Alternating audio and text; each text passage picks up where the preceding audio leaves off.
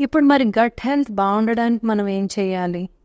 అదొక ప్రశ్న ఉంటుంది కదా! చాలా సింపుల్ అండి గట్ హెల్త్ బాగా ఉండడానికి. మొట్టమొదటిది టైమ్లీ మీల్స్. అంటే రోజు మనకి ఉదయం 8 గంటలకి బ్రేక్‌ఫాస్ట్ తినడం అలవాటు.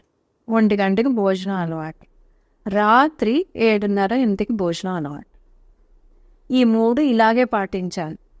ఓ రోజు నేను 8కి, ఓ రోజు నేను 10కి, ఓ రోజు 12కి నేను బ్రేక్‌ఫాస్టే చేస్తున్నాను. అప్పుడు ఇంక లంచ్, నా మధ్యాహ్నం భోజనం ఏమవుతుంది, నేను రాత్రి భోజనం ఏమవుతుంది. కొంతమంది ఇళ్లల్లో అయితే రాత్రి వంట 9 గంటలకు మొదలెడతారండి. అంటే వాళ్ళు 11కో ఎప్పుడో భోంచేస్తారు. వెంటనే నిద్రపోతారు. అలాంటప్పుడు అస్సలు కడుపు బాగుండదు. ఖచ్చితంగా డైజెషన్ అవ్వదు. నిద్ర పట్టదు.